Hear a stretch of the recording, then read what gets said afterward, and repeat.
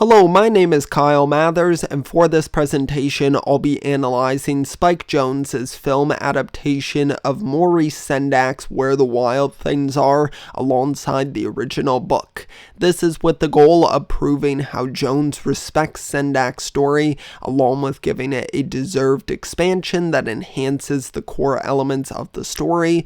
This study will be conducted in the areas of theme, symbolism, strengths/weaknesses of the adaptation, and a comparison of the film to the original book. Jonze was born on October 22, 1969, and is an American director, producer, and writer known for his visually striking and creative films. In relation to filmmaking, Jonze's process is of a playful approach that is rich in stakes and emotion. This is paired with a blend of reality bleeding into fiction to explore a character's humanity. Sendak was born on June 10, 1928, and is an acclaimed American artist and writer, best known for illustrating children's books. Unfortunately, Sendak did not have a pleasant childhood, as he was born the year before the Great Depression in Brooklyn, New York, to Polish Jewish immigrants. Despite growing up in the US, he was never able to shake the horrors of the Holocaust, thereby causing him to be sick oftentimes and bedridden. Sendak was in constant fear of his own demise as he felt haunted by the tragic loss of his relatives. You can see Sendak's own childhood being reflected in the depiction of Max's own circumstances, with him being stuck in his room, trying to escape reality, and finally entering the mystical land of his own imagination. Jonze's adaptation of Sendak's Where the Wild Things Are is a perfect example that presents his style of storytelling that centers around outsiders who struggle to conform to fit within societal norms. In terms of theme, the film adaptation traverses the traits of Max, consisting of his childish fears and anger that propels him on a journey to find a place where he can grow emotionally and experience a sense of true belonging. According to writer and television producer David Cox, Jonze's Where the Wild Things Are is a cautionary tale for adults, not kids, thereby acting as a warning to grown-ups to recognize how self-indulgence can threaten our well-being. In essence, Sendak's original story is a little over 300 words, conveying a short story that follows a boy who is punished for acting mischievously, being put to bed with no supper, then imagining himself visiting an island of monsters, being crowned their king, and finally departing home to find a steaming hot plate of supper in his bedroom. With this premise, Jonze realized that for a feature-length adaptation, he would be required to expand upon the story. This prompted him to craft a film that would be less of a straightforward story about a rambunctious child disobeying their parents, instead applying his own insight to explore emotions, saying the way we relate to each other and imbue everything with our own emotional perspectives is insane. After Max has been appointed King of the Wild Things, he is expected to resolve his issues through magically painless solutions. Thereby, to obtain their support, he pretends that he will solve all their problems. However, once the curtain is unveiled and the Wild Things realize that Max does not have the power to carry out his promises, they turn against him, returning to their primitive ways. As a result, this exemplifies the theme of unavoidable disappointments in life. Thereby, Jonze hopes that this will encourage audience members to overcome these obstacles instead of avoiding the inevitable. Jonze's adaptation crafts an expansion of the book by including a prologue in the film where we get to see Max's behavior at home elaborated on in extended scenes. Sendak's original story only briefly spends time setting up Max being grounded, with only his mom uttering a single line and no other character appearances. The feature-length adaptation shows Max being excited to engage in a snowball fight, then experiencing feeling a deep feeling of sorrow when his snow fort is destroyed. This provokes him to react angrily by trashing his sister's room, while on the flip side we see him being compassionate to his mom. However, later that same night, Max appears jealous of his mom's boyfriend and lashes out impulsively. All these traits are symbolized in the Wild Things, thereby making Max face his own psyche and recognize how to improve himself. In 1993, Sendak told National Public Radio, "Children surviving childhood is my obsessive theme and my life's concern." Sendak tackles the phenomenon of helicopter parenting, when adults channel their good intentions to protect their children to unhealthy depths that can become misguided.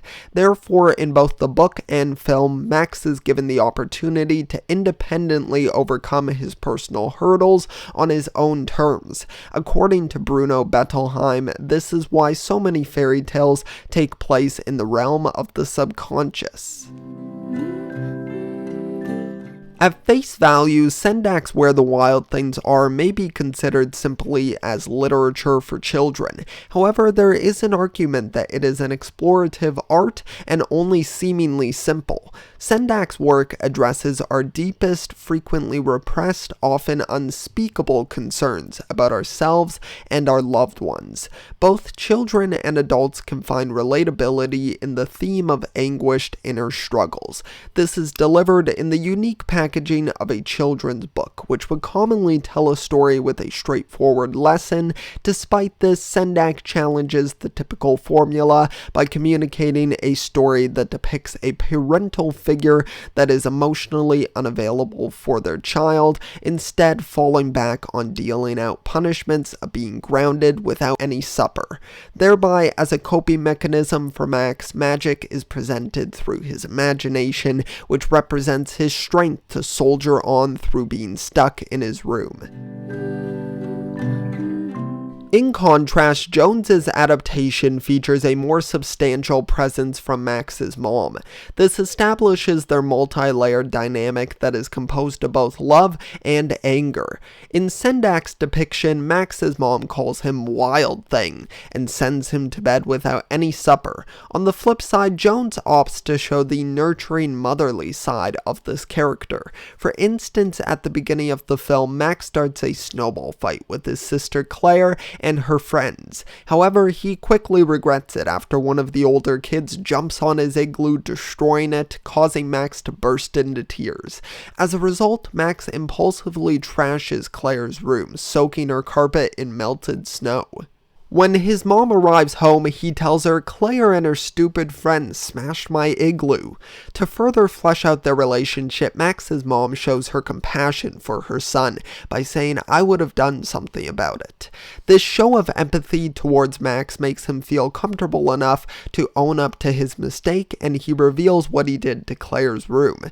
However, while you may initially expect Max's mom to punish him, instead she helps him clean up, thereby trying to teach him a valuable lesson so he can reflect on his impulsive response and learn to effectively manage his emotions. This is a strong improvement upon the depiction of the mom in Sendak's original story, because now, when the mom eventually does snap at Max, we know that she is not only prone to immediately punish her son, but has tried to teach him to take responsibility for his actions and that you can learn from your mistakes. When the Wild Things first appear, they may be perceived as aggressive and primitive creatures. However, as the story progresses, we get to see their complex characteristics being revealed. This leads to them being viewed as symbolic and surrealist representations of Max's emotions, thereby acting as a reflection of his previous actions and attitudes towards others. As a major positive for Jones's adaptation, we get to witness more development for these characters, allowing for them to be more fleshed out. For instance, in the climax of the film, Carol reacts angrily at Max for wanting to build a secret room for only himself. As a result, Carol chases after Max while threatening to eat him, calling back to Max's previous outburst at his mom.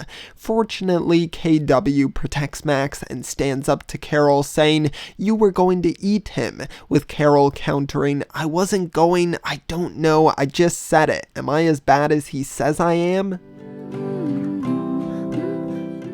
With Max being a child, his reaction to everything at first is foreign because he has not yet been exposed to certain things. Therefore, he reacts negatively with impulsive actions. As a result of being face to face with the wild things that exhibit these same traits, Max learns the importance of managing one's emotions and to not let overwhelming fears dictate your reactions. In turn, Max finally decides to face his fears and return home to his mom and towards achieving a more adult state of maturity.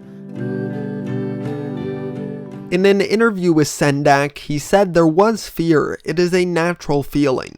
People don't like children to be frightened, but children are.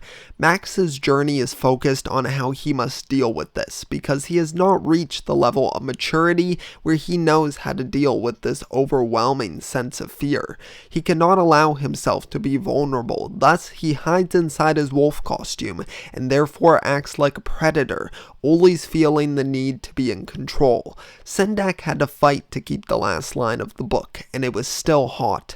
This was symbolic of the everlasting fear and the trouble that it can get you into. The soup is a sign of peace between Max and his mom. However, it can also represent the fragility in their relationship. In the final scene between Max and his mom, they both remain silent, and we see them embrace each other in a hug, as words are not necessary to convey their relief in reuniting. This silent expression of love presents Max and his mom being on the same page. Instead of yelling at each other, now they can sit peacefully, enjoying their shared presence. His mom has learned that she cannot always control Max's behavior and must trust that he will mature, thus learning how to manage his own emotions. Similarly, Max has developed a deeper understanding of his emotions and how to manage himself, not opting to yell or get angry when he feels he is losing control over a situation, but instead taking a step back to evaluate the situation and react effectively in a beneficial way for both parties. Ultimately, Where the Wild Things Are shows that we have many different sides to ourselves and that there can be fluidity between them to achieve a healthy balance in emotions.